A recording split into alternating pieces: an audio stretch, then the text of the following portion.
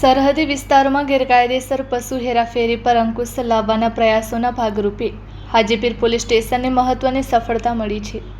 સતીશ 4 રસ્તા નજીક હાથ ધરાયેલા વાહન ચેકિંગ દરમિયાન પોલીસે 2 વાહનોમાંથી કુલ 11 નાના પાડાઓને ઘાસચારા અને પાણીની પૂરતી વ્યવસ્થા વિના ખીચોખીંચ અને ક્રૂરતાપૂર્વક ભરેલા હાલતમાં શોધી કાઢ્યા હતા। પોલીસે બંને વાહનો સહિત અંદાજિત રૂપિયા 4.55 લાખનો મુદ્દામાલ કબજે કરી 2 આરોપીઓ સામે ગુનો નોંધ્યો છે।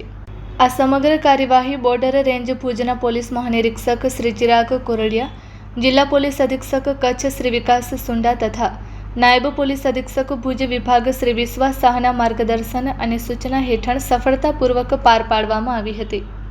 હાજીપીર પોલીસ સ્ટેશનના police head constable Shri Dineshbhai Velabhai ચૌધરીની ફરિયાદના આધારે આરોપી જણસ ઉમેદ અલી મુતવા રહે ધોરડો તાલુકો ભુજ તથા અલી મામદ અબ્દુલ ભટ્ટી રહે નારાયણ સરોવર તાલુકો લખપત સામે પશુ પ્રત્યે ઘાતકીપણું અટકાવવાના કાયદાની કલમ હેઠળ ગુનો નોંધવામાં આવ્યો છે।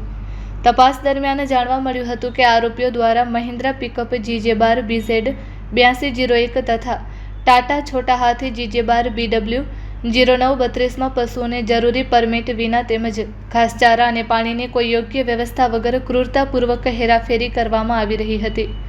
કાર્યવાહીમાં જોડાયેલા પોલીસ અધિકારીઓ અને કર્મચારીઓ, police inspector Shri VD Gohil, police sub inspector Shri Kishorsinh Jadeja, ASI Shri Narendrasinh Parmar, Shri Dinesh Chaudhary, Shri Kiran Nai, Shri Vijaybhai તેમજ શ્રી શંભુસિંહ, શ્રી છત્રસિંહ।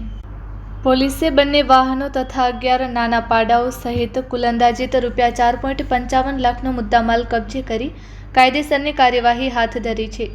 સમગ્ર ગુનાની વધુ તપાસ ASI શ્રી નરેન્દ્રસિંહ H પરમાર દ્વારા કરવામાં આવી રહી છે।